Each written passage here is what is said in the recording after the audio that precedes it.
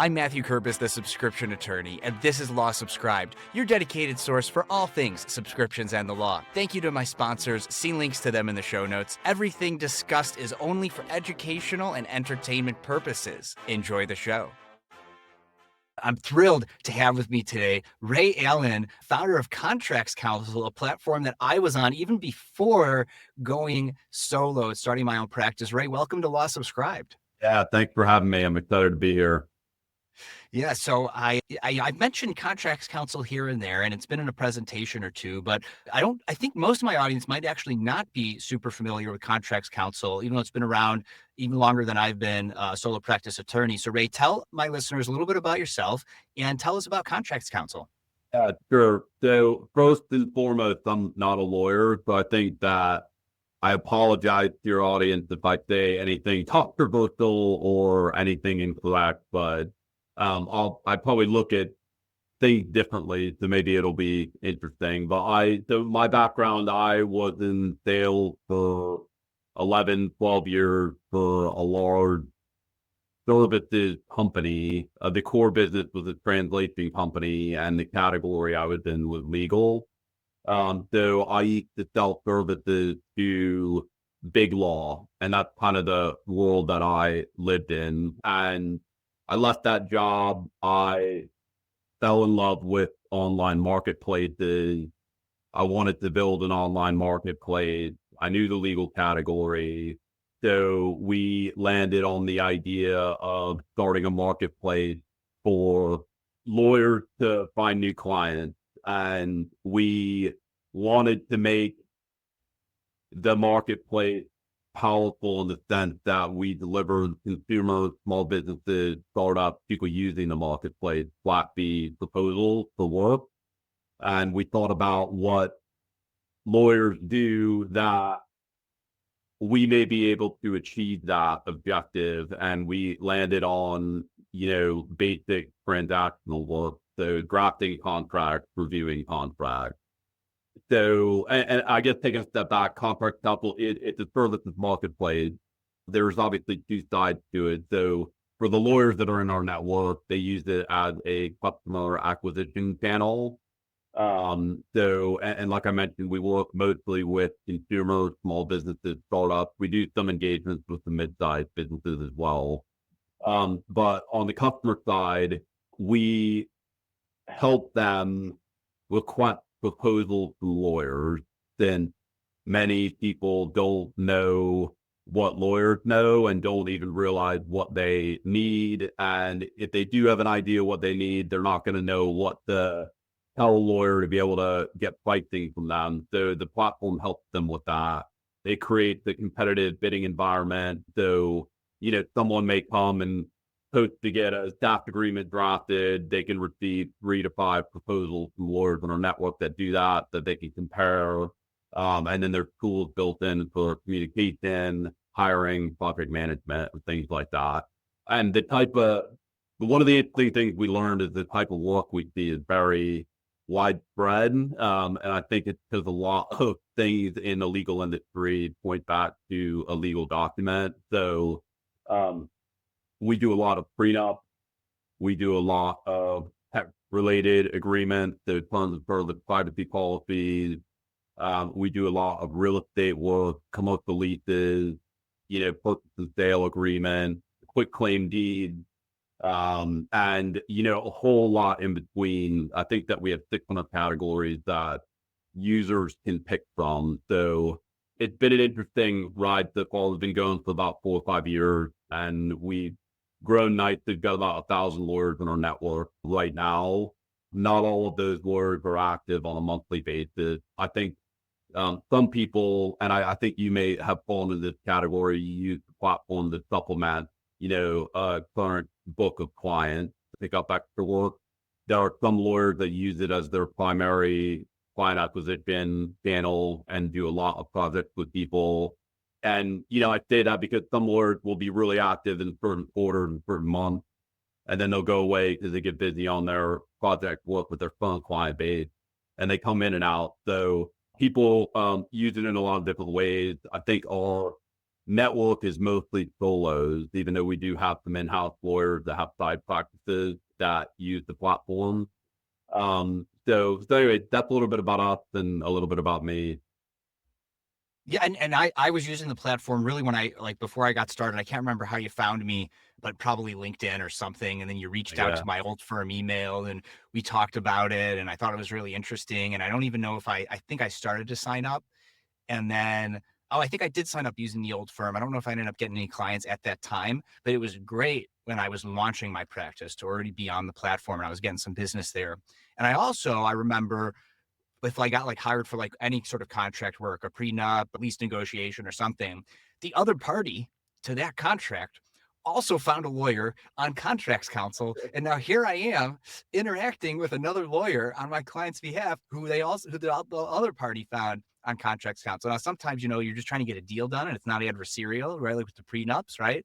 And what I found in doing that is like me, the lawyers using Contracts Counsel were already doing things differently, like virtual law firms, fixed fee based, have ditched the billable hour, or we're trying to ditch it. So I don't know if it's the way you've been I'm curious to know, this is a question. Like, are you targeting those lawyers to join the platform, or are those the ones finding your platform? Or is it like a little bit of both? Yeah, good question. I think one thing we do know is that lawyers are looking for solutions like that. So a lot of our signups come in through organic. So we caught that. We do some proactive outreach, but we're to the point where we don't really have to do that anymore. So you know, I think our platform caters to it certainly caters to flat fee engagement. The platform has a recommendation engine built in based on the category of what somebody selects. To say, we suggest that you get proposals that are fixed fees for this, or we suggest that you get proposals that are hourly rates for this. But I think it does pushed a lot of consumers into getting flat fee quotes.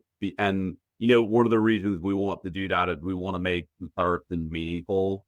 So hourly rates are a good way to compare. However, you may get a lawyer that's been practicing for 25 years.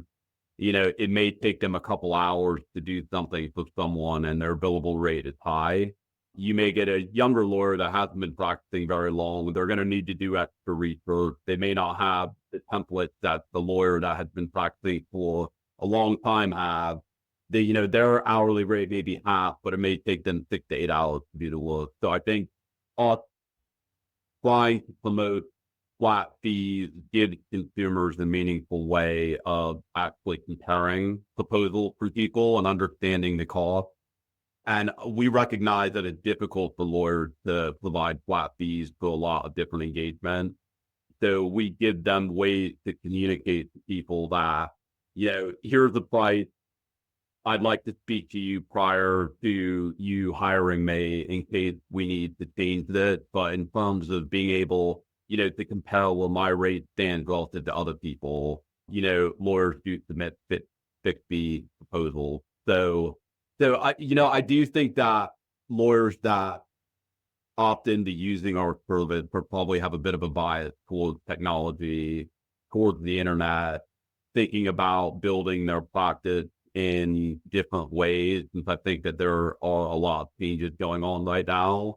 So I wouldn't say we seek out people that may think about building their practice differently. I think that there's somewhat of a self-selection with who chooses to sign up for a platform and who chooses to look for a solution like ours. So hopefully that answers your question.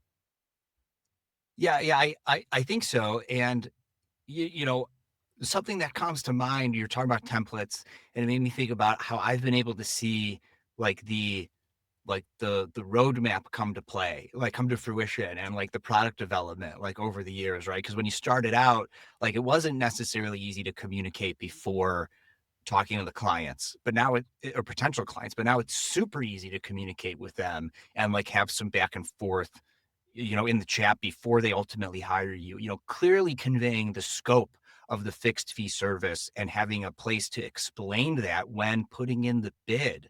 And And I think that helps lawyers conceptualize, oh yeah, like if I'm offering a fixed fee, I have to define the scope well. Yeah, And the exactly. person who's the consumer of the legal services, like that's going to help them understand. Right. And so like the platform itself is like for lawyers who maybe haven't or are thinking about moving from billable to fixed, and these bids come in requesting a fixed fee, it sort of forces them to engage in that exercise of thinking about that. Because the problem with the billable hour is the scope is not defined at all. It's just how long the thing's going to take. Exactly. Yeah. And it did you bring that up. I mean, I think when building any type of software or solution, you want to start general because you just don't really know what's going to happen. And then as you learn more, you never want to make it too rigid, but you can start to add features that are going to help users. So we started very general, it was like, give your matter or project a title, and here's the big fat box to tell the Lord what you need. And we've worked on that and tried to make that intake more structured, as well as guiding users through the types of questions and things lawyers are going to want to know just to understand what the scope of work is. On the lawyer side, you're right. We do have a field where lawyers can clearly define what is included in their fixed fee, because we quickly learned that that was an important thing to do. And, we extract the dispute between users on our platform, and incredibly, it's right below 1%. So I think some of the stuff that we've added does a good job of communicating expectations between both parties. And, when lawyers are getting up and running, we often work with them and coach them on, how to submit proposals, how to make sure they're protecting themselves from mission creep, for example. And we also can see what proposals are successful versus ones that aren't. So lawyers will often reach out to us and say, hey, I put in X number of proposals. I'm not getting that many bites. We can review the language they're using, the call to action that they're using, how they're defining their, services with what's included in their fixed fees. And we can coach them up and say, we know users like this. This makes sense to them. So it's been kind of a slow burn, and we've gone a non-traditional route where we haven't raised, all this money and hired all these people and took this huge gamble on what people want. We've had a bit of a slower, more methodical way of building our product down. I think it's gotten to a pretty good place for the services marketplace. And one of the latest features that we added, which I really like, you may not even know about actually, is that we have enough data now where if a lawyer has done, let's say, 25 commercial lease reviews on the platform, and they're putting a proposal in for a new commercial lease review project, we are able to bubble up and isolate all of the user testimonials for that exact project, as opposed to just showing the hundreds of reviews they may have across all the work they do in the platforms. So we're actually showing users now, if you're looking at Matthew as a potential option, here's Matthew's 25 client testimonials that are for reviewing commercial leases, so they can actually see what the client experience was for the exact same project that they have. And we get a lot of great feedback from clients on that. And it's one of those things that as our data gets better and better, that's only going to improve, and it's going to improve the confidence of users on our platform that the lawyers they're looking at to hire are going to do a good job. And, one interesting thing too is we get great reviews from users. I think our average rating is a 4.9 out of 5 stars across, the thousands of projects that have happened on our platform, which is again surprising to us. But I don't know. I think building product in a way that sets expectations well between a professional services provider and a client is really important, just because things can be subjective and it's a difficult category, especially the legal industry. So we spent a lot of time trying to do that. I think it's somewhat working, and hopefully it continues to work. Well, I think, and I'm sure this is anecdotal, but my best estimate is the reason why you have such high ratings from users and or lawyers, right, is because it takes the guesswork and the unknowns out of the fees. Because like a huge reason for like lawyers and clients getting in a tiff is because lawyers don't bill in arrears. The lawyers don't bill ahead of time. They bill in arrears. The client doesn't know how much it's going to cost until they get the bill. Lawyers are hunting down clients for fees. And I'm sure even well, I don't actually know because I've never taken an hourly thing on your platform. So I'm not even going to guess. Yeah, But but I've never had any trouble getting paid when I've gotten a client through the platform, and the client knows exactly what they're getting because you've and how you've set exactly. up the platform, right? So like you take those pain points out of the process for lawyers and clients. Of course, you're gonna have good reviews. Yeah, exactly. And it did thing you bring up the hourly job. So we do have hourly engagements on our platform, and this is not supported with hard data, but I can tell you firsthand that the disputes that do happen, again, they're very rare, but the overwhelming majority of them are hourly engagement, and Mhm. it has to do with billing. Either this is the bill, this is way too many hours than I was expecting. And then we always have to work, but you talk about it up front. And they, say yes. Sometimes one of the things we're actually thinking about building into the platform now is for an hourly project that starts, there is an optional feature for a lawyer to say, I'm estimating 4 to 6 hours of work. And then they send that for approval before they start billing. And that will memorialize that in the platform so that, if there is a dispute down the road, it's defensible if it was approved by the client. So I think there's more we can do there. But to your point, I do think the hourly engagements are the ones where there can be conflict, and it all comes back to billing. And I think, with with really anything, expectation setting is the most important thing. So those are the types of tools that we're trying to build to help reduce those disputes because nobody Look, wants look, to Ray, deal with them. you spend your company resources however you want, but you're building a better horse and buggy. You know what I'm saying? Like for Yeah. lawyers who don't want to drive a car or fly a plane. You know what I'm saying? Like there's just better modes of transportation. And so I wouldn't waste if I were me in your shoes, I wouldn't waste any resources trying to make billable hours better. I would just say, hey, just so you know, like I would do like a little notice, just so you know, like we have almost no disputes with between clients and attorneys who use fixed rates for Right. things. I see you're trying to get a billable rate, whether it's lawyer or client. We highly encourage you consider fixed fee. Like you just try Yeah, to yeah. instead of building the billable hour stuff, the better horse and buggy, just try to move people towards using a motor vehicle instead. Yeah, well, it's interesting. I mean, we've got the data. So 75% of we call them postings, but they're basically project opportunities that come in or, matters that come in where a potential client wants to get proposals. 75% of those are flat fee requests and 25% are hourly. There's a bit of bias baked in there. Like I said, the platform does make a recommendation based on the type of work it is.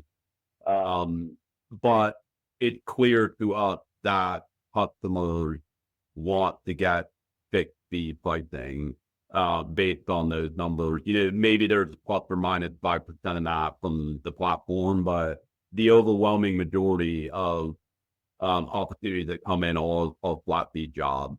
So The, the the, the, the yeah, universality jobs is just not as big as flat fee. Yeah, yeah, and that speaks volumes for like the lawyers listening. In particular, like this is an episode. If you've been a longtime listener of Law Subscribed, share it with some billable hour attorney who you know, because like this is what the potential users want, and frankly, this is the latent legal market. This is the massive market opportunity, right? Like relatively recent data shows 77% of legal needs are going unmet by lawyers. Well, if in 2024, $400 billion were spent in the US. By the way, that unserved legal needs are US, it's US data as well. So we're talking about a $1.3 trillion-dollar market opportunity here. And frankly, that's assuming traditional billable hour models, which are capped amount of fees you could earn because you can only bill so many hours in a day at a rate that clients are willing to pay. So when you productize your legal services, when you use fixed pricing, like the market opportunity here is so huge that these are what those types of clients need. They need known cost for legal services. One of the things ContractsCounsel does, and I signed into my account here so I could actually look at it. And this is something that I think like law school doesn't teach you. Law firm incubator programs like the Chicago Bar Foundation's Justice Entrepreneurship Project, they make you do things like this, but not everybody could go through that program, and it's a paid program. You have bid templates, lawyer packages, right? Instant bids, right? Yeah. You're offering now subscription things, which is one of the reasons why I wanted to have you on here as well, because you've got expert legal chat for $50 a month. And you even do the 99 cents thing that I do, $49.99, which I use the Right. $.99 pricing. And so, like you are providing a framework for these lawyers to think about their services in a way that maybe they've never had to do before. But if they want to be successful on ContractsCounsel, they got to do these things. And then they spend less time bidding because they've got the template set up and they've been thinking about productizing their legal services. Even if you're not automating the service, you're like first level thinking about productizing my legal service or being more efficient, right? Was that like part of the design process or just a happy accident? Yeah. I mean, we're always looking at ways to reduce soft costs for lawyers. There's so many different points you can make here. You brought up instant bid. That I forget how long we've had that feature, but just so your audience understands, we lawyers on our platform can actually set up proposals that automatically get submitted. And I know that sounds a bit scary to people because they don't know what proposals would be going in, but we've actually done it in a way that I think is pretty safe. So, if a client comes and says, I need to get an operating agreement reviewed, we ask things like how many pages is it, and some other structured data we collect. And lawyers on the platform can say, I want to set up an offer to review operating agreement in the state of Florida, and my price for 10 to 15 pages is at, and here's the text, and here's what's included in my fee. It's all set up previously. And you can do that across all our categories. So there are lawyers that have set up 50, 100 instant bids, and they kind of forget about us. And all of a sudden they get an email that says, hey, there's a client that wants to speak to you about a proposal that you put in. So it's a bit like, business development, is automated and it's kind of on autopilot for people. So that was something we did because, one of our goals is to reduce the amount of time people are in or using our platform where they're not actually making money. So that was one thing we did. Um, Subscriptions is interesting. To go back to the point I made earlier, we, want to launch things in non-rigid ways. So, there's a function in our platform where a lawyer can create their own proposal without, responding to a client request. It may be for a repeat client, for example, or if they did bid on some work and the way the project was set up, it wasn't right, they can send their own proposal. So we added a subscription field there just to see what would happen. And we've learned different things lawyers are offering on subscription, a subscription basis. So we've got lawyer, everyone kind of knows the outside general counsel approach or packages, but we've got lawyers that, will sell clients 5 hours a month, 10 hours a month, 20 hours a month at reduced hourly rate because they know that income is guaranteed. So we see a lot of those types of packages. We've seen lawyers sell subscriptions to be registered agents for people. We've seen lawyers sell subscriptions to just respond to emails for people, which I find is an interesting one. And one of the things we most recently launched, and it's kind of a beta project for us right now because we want to learn more about it. It is what we're calling expert legal chat. And what it is the consumer will pay a monthly fee to get connected to a lawyer in live chat to ask questions to. So it's not, it's not legal advice and there's no attorney-client relationship set up and it's clear on the platform that that's the case. But it's really, people that don't want to pay for, $350 for a full-blown like hour-long comp. They don't want to use like one of the 100, free legal forums online that, they don't know who's responding to it or if it's even reliable. So they'll come to our product and they will say, I just want to ask questions to a lawyer. They subscribe to the service. We connect them with a lawyer and they start engaging in live chat and the lawyer will answer whatever questions they have.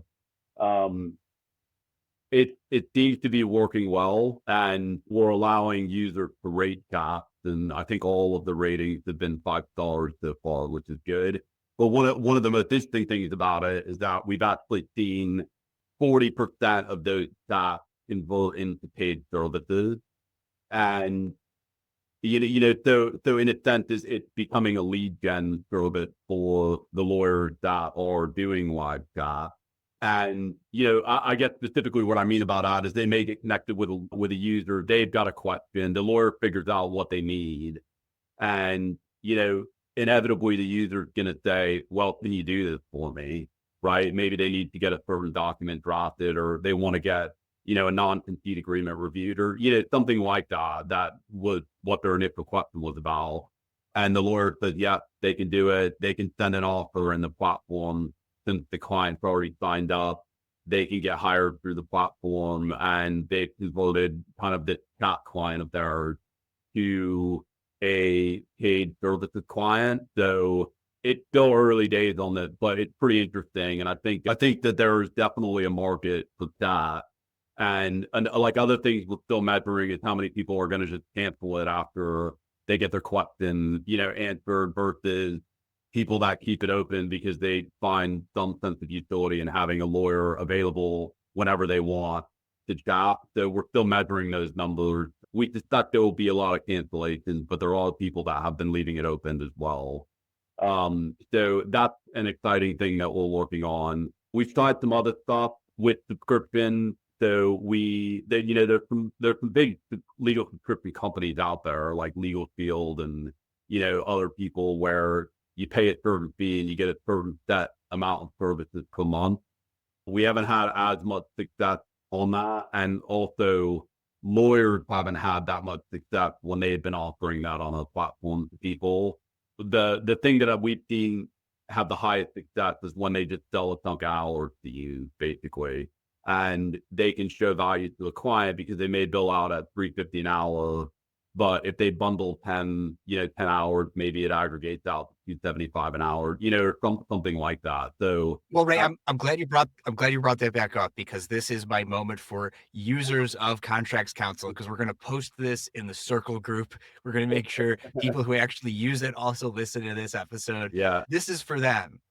And not even for you to say anything to them, right? Because don't say anything about this, but this is me saying it. And this is for educational purposes only, not legal ethics advice. Consult a legal ethics attorney in your jurisdiction. When you sell prepaid hours, you have to refund the hours not used in almost every single jurisdiction. Selling prepaid hours on a subscription is not a subscription model. It is billable hours in a different thing. Right? You have polished that turd of billable hours. It is still billable hours, right? When you design a subscription package for your clients, there are subscriber benefits and they have nothing to do with how long it takes. It might take 1 minute. It might take 100 minutes, 1,000 minutes. It doesn't matter. It matters about what are the benefits that are defined, right? Maybe you get 5 projects on ContractsCounsel for X amount a month. And even at the value, even if you only redeem 1 or 2 of the 5 projects, you're getting the value, right? And so the reason you prepay for the 5 projects is because you're getting a great deal when you use the 5 projects.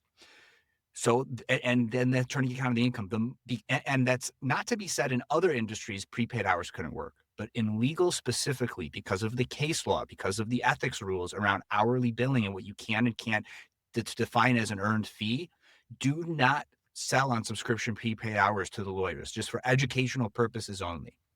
The Totally. other, And just to comment on that, though, we don't have insight into whether or not, oh yeah, Ray, clients are, that's no, not no, on, yeah, yeah.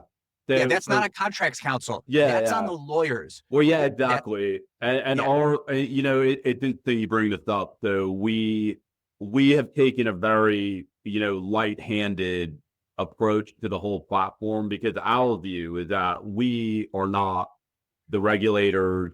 We don't know as much as the lawyers know about what they can and can't do ethically. So we have no rules really baked in. People can use the platform appropriately, and our view is that lawyers using the platform should, know their own rules, and we obviously trust them to do that. So, yeah, but and I'll say here, it's a fair point to bring up. yeah, and when a lawyer uses ChatGPT to do legal research, which it should never be used for, and it makes up cases, and the All right. lawyer Yeah. doesn't check those cases, which they shouldn't even be doing anyway. Don't use ChatGPT to do legal research. That's not what it was designed for. It's not connected to a database of cases. And even if it was trained on it, like even if it's trained on those cases, it's like if a human read the cases, could they perfectly cite to the part of the game? No.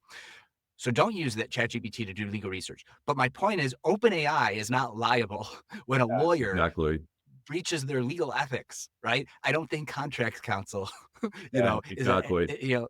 right, exactly, same thing. Let me tell you about the brand new sponsor for Law Subscribed, Paxton. I've been using Paxton as my legal AI tool for over 2 years. I continue to evaluate and demo other legal AI tools in the market and still decide to stick with Paxton because of its reliability, its accuracy, its ease of use, affordability, and they do not lock you into a long-term contract. Now, as a transactional and fractional general counsel attorney, I'm using Paxton for all of my substantive and non-substantive legal work, whether that's legal research, analysis, drafting, or enhancing existing legal work product. In the time it used to take me to draft and analyze legal documents, now, after a little bit of back and forth with Paxton, I have something ready to go in minutes that used to take hours or even days. While I'm no longer a litigator, I could see how valuable Paxton would be when researching a new issue, preparing for a deposition, drafting a motion, or going to trial. So if your firm would benefit from using Paxton as your legal AI tool, then make sure to use the link in the description when signing up to let Paxton know I sent you. That's all about our new sponsor. Now back to the show.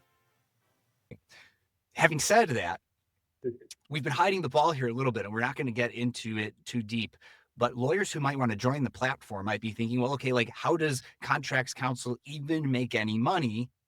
And as a user of it, I'll just say there's very well defined platform fees, depending on the level of engagement or project that a client engages you for, and you Fees, pay yeah. based on the bracketed fee. It's a technology fee, and so do you, like for me when I come in, I already have all fixed fees. I've experimented on contract counsel with increasing my fee a little bit based on the platform fee I'm paying.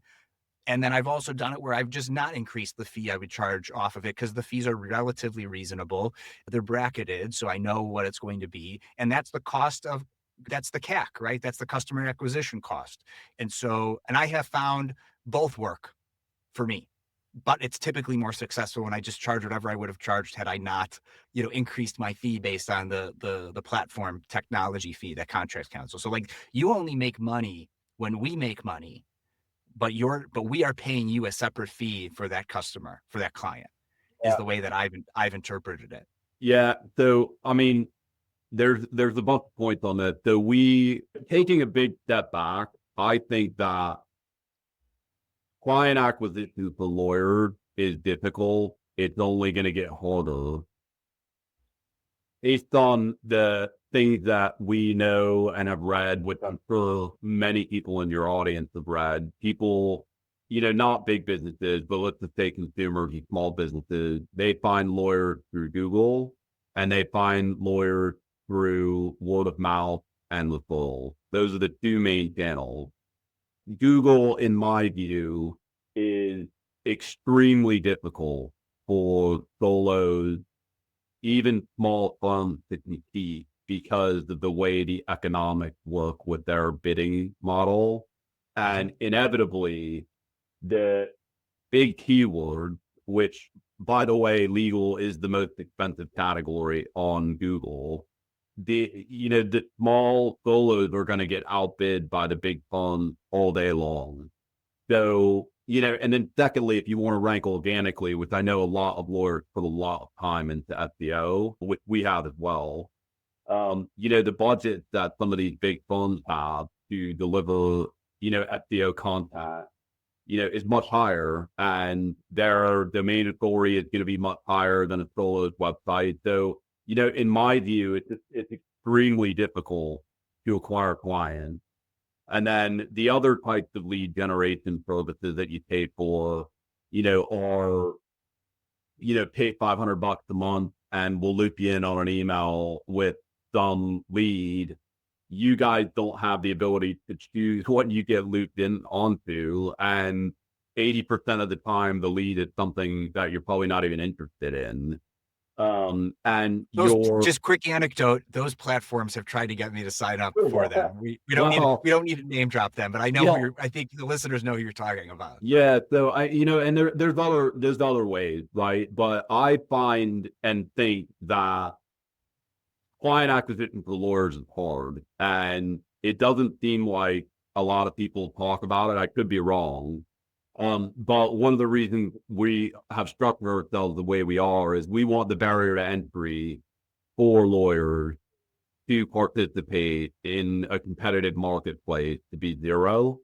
And, that may not always be the case. But I think if we want to make things more fair and we want to lower risk for solos and small firms to try to find new clients, then, the, upfront fees, create more risk for people. So it's a model, like you said, it's a flat technology fee that we've been using, like it's obviously changed in the future.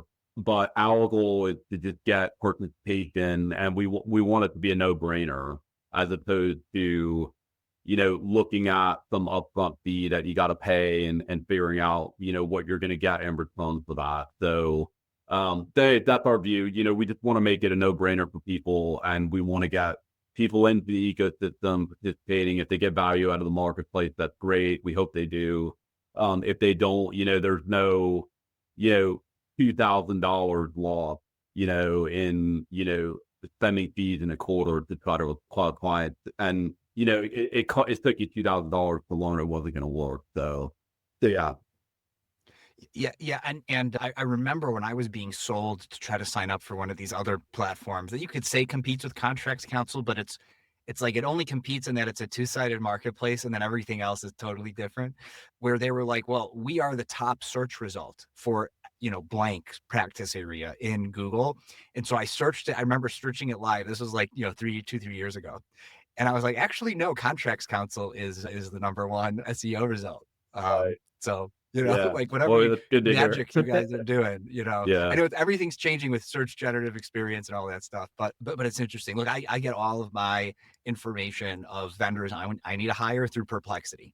So Perplexity is that, great. yeah, I'm just using Perplexity Pro, and I've been using Perplexity Deep Research with mixed results. I actually think I like Pro better than Deep Research for certain things, and then it has like an auto feature where it will pick the best thing that it thinks is right for that. But I've just been using Pro for everything, dabbling with Deep Research. Yeah.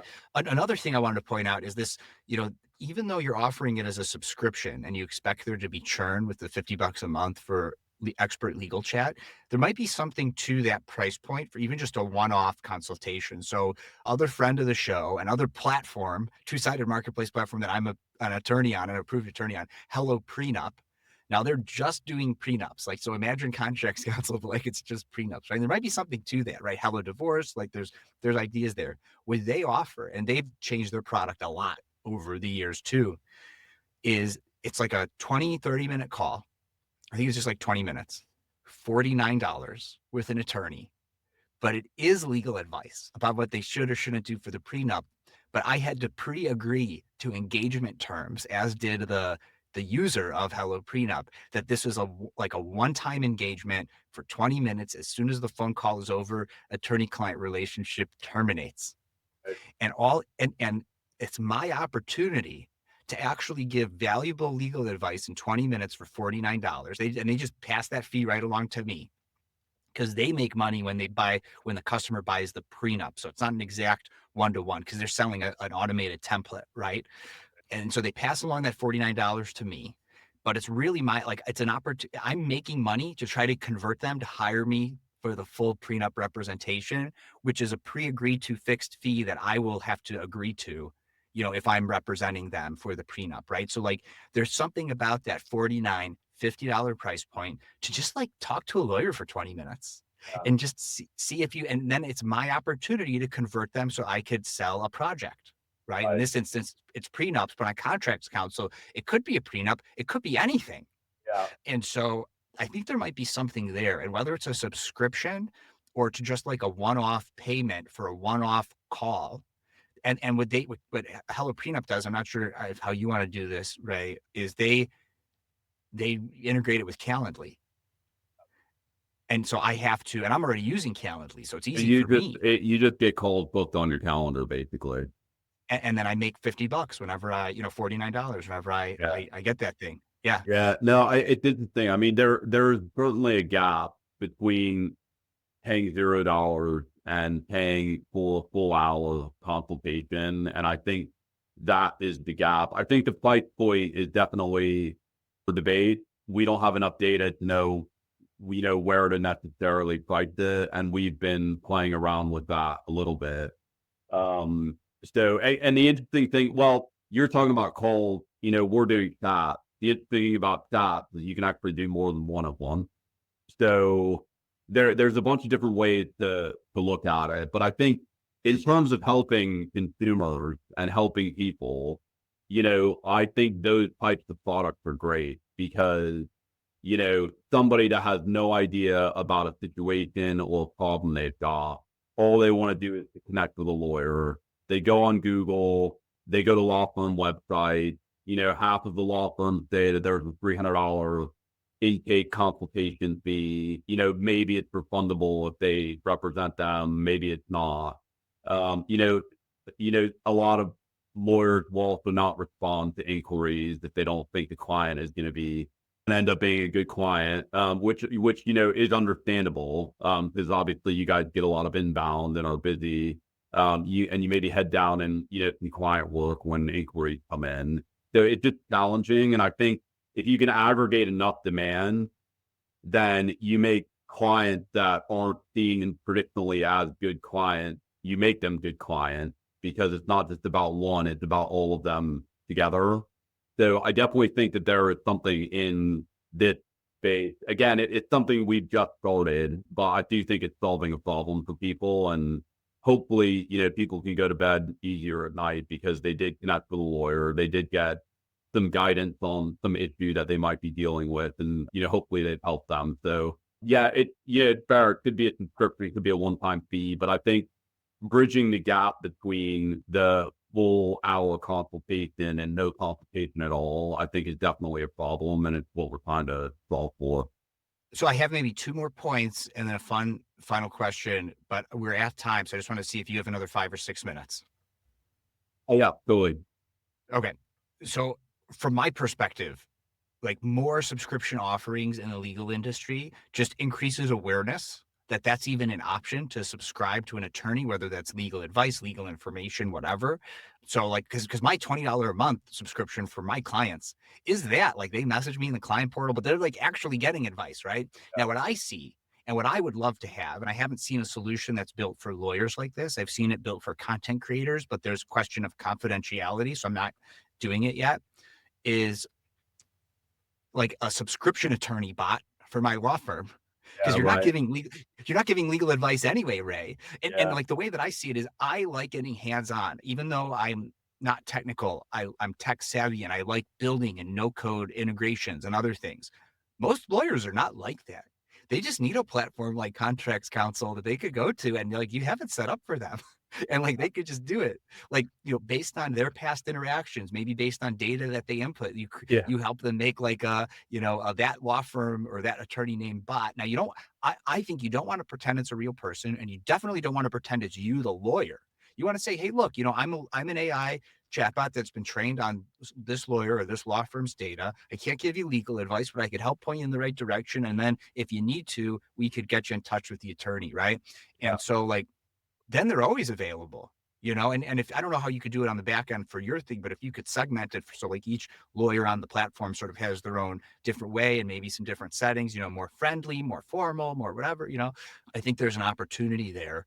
I think it's, Y- Yeah. yeah, I think so I think that that's probably coming, right? And it's not necessarily to that, there's products out there now that will be able to take, your preferred red line or things that the kind of views you have on different funds and be able to, mark up a document like you would. I think all of this stuff is coming and some of it is already here. I think and you're the ethic, hosting expert, and I think it gets a bit complicated when it comes to privileged information and what, can that get indexed in a bot? Probably not. Like, how do you segment that out from other things? Like, obviously, during big discovery cases, you do privilege reviews and things like that. But like, I don't know. It's an interesting. It's just the thing. I mean, I think having a bot that is going to communicate with users like you would do a lot for lawyers, and it would also do a lot for potential customers and clients. So it's a great idea. I think that there's a lot to be figured out. Do I think that will happen? Yes, I do. And like, will it add value to both parties? Definitely. But I think figuring out how to do it the right way is going to be something that is going to be challenging, but it will get solved. And the point is even legal information from a lawyer trained AI bot is valuable and worth a monthly subscription, right? Yeah. Like that's Yeah. like even as an entry level point to get folks like in the door for more substantive work when they don't want to do it yourself approach anymore, right? Yeah.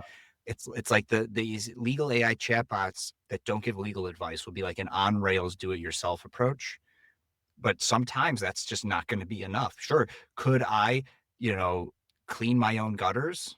Sure, but there's risks associated with that. With the legal stuff, you don't know what the risks are, Yeah. but the Right. lawyers do. Yeah.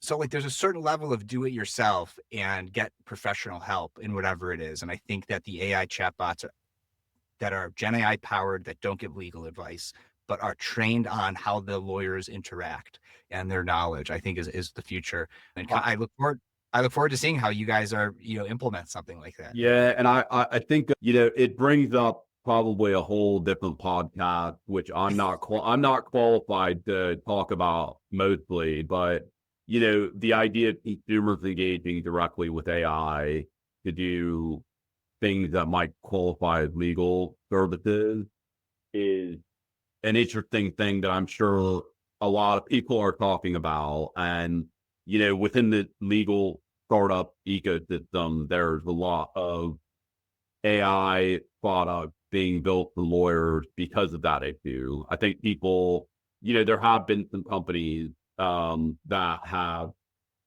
tried to build for the consumer. There are companies that are building for the consumer. I don't know how tested it is, and I think it's really complicated. It's a complicated thing, but like with all of that said, it is very reasonable to believe that consumers are currently using things like ChatGPT or Claude or these other AI products to get legal advice. Legal advice, however you want to define that, but to solve their legal problems. And one thing we see in our marketplace is request for pricing to review a contract that they drafted with ChatGPT, right? So, which is an interesting thing to think about. One, it shows consumers are using these products. Two, it shows that they still want a human in the loop. And I think that is probably going to be the way the legal industry stays for a long time. So when it comes to, if I were to start a law practice tomorrow, I think a competitive advantage for some lawyers is going to be to figure out how to use all these things. And, we talked about fixed fees. They're great if you can couple them with technology, because in theory, you should be able to make your margin expand eventually.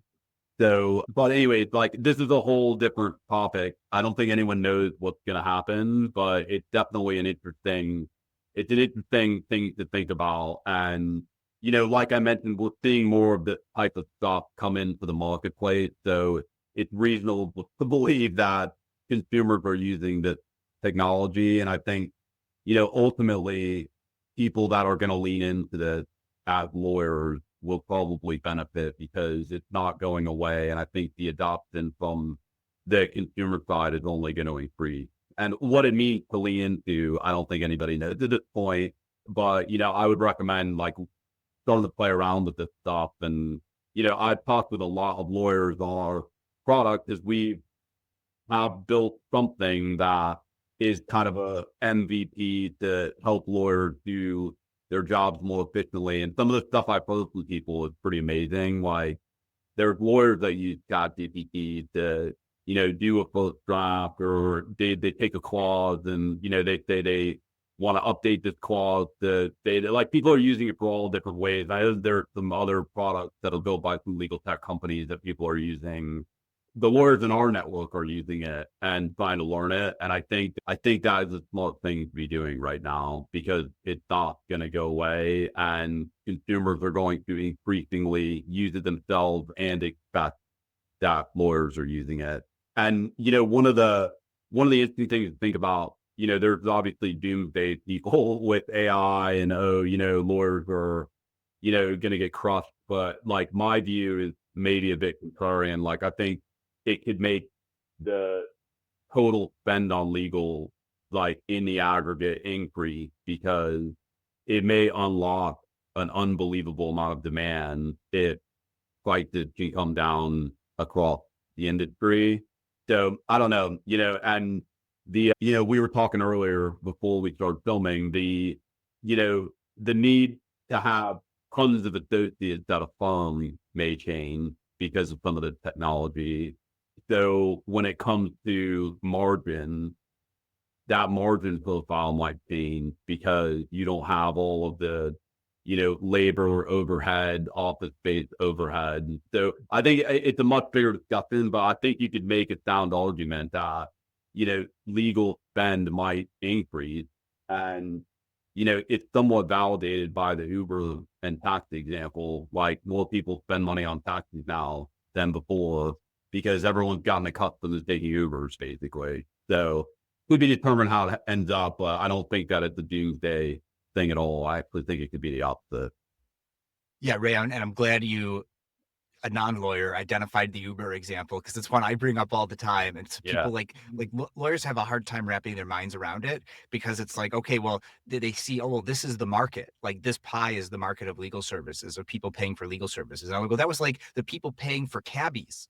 Yeah. Like, it was like a limited market, but the latent market, the demand for rideshare, was way bigger than the cabbies could fill, but they only saw the market available for cabbies. Well, I think it's the same exact thing, right? There's this massive market opportunity. Lawyers need to go for it. Contracts counsel is one of the ways that they do that. If the lawyers watching, listening to this are interested, it's contracts, plural, contracts.counsel.com.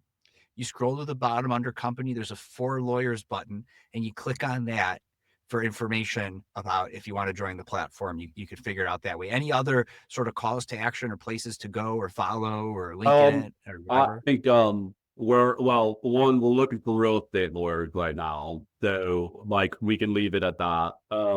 Secondly, another product we didn't talk about that we recently came out with that is relevant. We built a marketplace for lawyers to sell templates, which I know sounds a bit elementary, but I'm excited about it for multiple reasons. And we're people are buying templates from lawyers on our platform right now. And why I'm excited about it is, one, lawyers have a lot of value between their ears and on their hard drives of their computers that are owning for them at all times.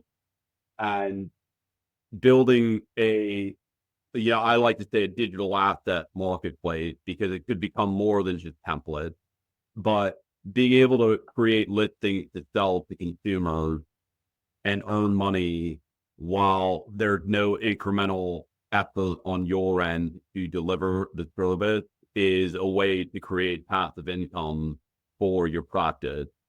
So again, it's another experiment we're doing, but we have consumers buying templates from people, and at the end of the month, lawyers get to cut them up for the purchases.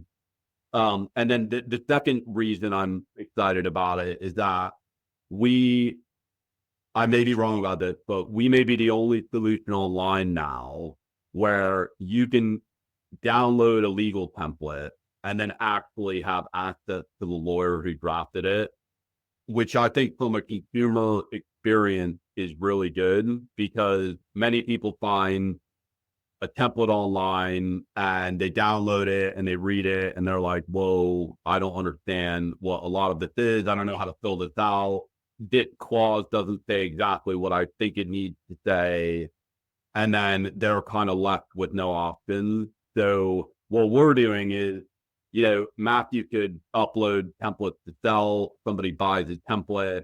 We've got a way for them to pack on 30 minutes, an hour of the time if they have questions about it. But then they can also send messages to him in the platform and say, hey, I bought your template.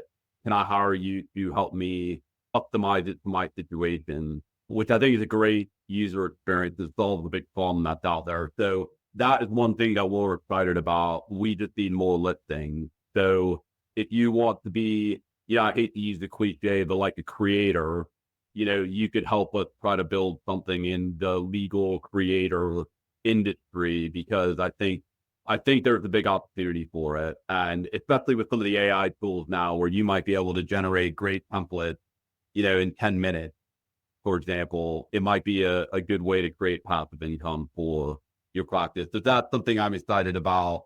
And I think just thirdly, like we talked before the show, like, I have no idea where any like things are going. Like our whole mission is to try and help lawyers make more money and, find clients and find creative ways to monetize their practice. So we're going to continue doing that. If you join our network, there are no obligations to do anything. So just getting in the loop would be great. And I, got good relationships with a lot of lawyers in our network. Like I love talking to people about this stuff. So if interested, sign up. It'd be great to meet you and chat with you. And hopefully our product and what we're doing can bring value to your practice. Yeah, and look, there are some lawyers who heard that, Ray, and thought it was a great idea, and there were others who were like, "Well, what if I want to be like Jim Hart, who's been a guest on the podcast? He has his own contract marketplace that he's created that he could sell to even non-clients that because it's a product, right? It's a separate business entity and all that. And then if they want to hire his firm, they can hire his firm too. But then you have to manage and do all that stuff, Yeah. is my point to those people. So like ask yourself, how long have you been planning to do that? And Yeah. you haven't done it. Well, Ray's built a platform that just lets you do it. And Right. like, yeah, like that's going to have a cost associated with it. Right. So Right. it's just one of those things where I think once folks get over that hurdle of, but I could do it myself and I could keep more money in my pocket. Well, yeah, I could get paper checks and Yeah. cash from people, but I'm going to always use Stripe because I'll happily give up $3 to make $97 immediately on an automated recurring basis every single time, right? Right. Yeah, exactly. Yeah, and I think also the distribution is difficult, right? Yeah. So if you have a site and you want to sell 50 different templates, like that's great, and hopefully it's successful. I think if you look at these companies like Etsy and these other marketplaces that allow people to sell things to people, they've got millions, if not billions, of pages, and they can bring users in and once they start interacting with the site they can discover you a lot easier So I think like it's just on the distribution piece. You basically, it's like, what would you pay to get help with distribution? So That's a great analogy. The Etsy thing. That's like that is so good because the template store on Contracts Council is like Etsy, but for legal products that lawyers are selling to not even yeah. clients, just anybody, because they're not a client, they're just buying a Well, legal I product. mean, we've actually had lawyers in our network buy templates from other lawyers in our network, which is interesting. Yeah. So Yeah, I think okay, there's something there, yeah, and there like is. I think eventually, we want to, we could do videos, training courses, like anything. Maybe it's a dorky way of looking at it, but like anything where there's zero incremental cost to the lawyer for another purchase is what we're interested in, because then you can get it set up. There's no pull from you to complete a transaction. And then at the end of the month, you get a check basically from us for the upfront investment you made in drafting that template and spending the time to create the listing. Yeah, yeah. Well, we could probably keep talking about this forever, and I'll have to have you back on the podcast. But I'll give you the last question that I ask all my guests to get listeners to stick around to see how they answer. And that is, Ray, is a hot dog a sandwich, and why? Is this because you're from Chicago? It's just a fun question. That is a good. I would say no. It's a hot dog. Why? I think that sandwiches don't have connected pieces of bread traditionally, and I think of a sandwich as being square. Which I don't know if that's a good answer, but that would be my answer. No, there's no right answer. Just always interested to see what people think.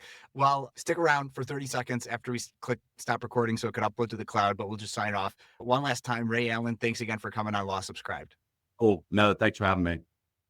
And that's a wrap. Thanks for tuning in. Make someone's day by sharing this episode with them. The best way to get in touch is to follow and message me on LinkedIn. To get extra content, subscribe to the newsletter at www.lawsubscribe.com, where you can also become a paid subscriber to get episodes and content early. Until next time, this is Matthew Kurbis with Law Subscribed.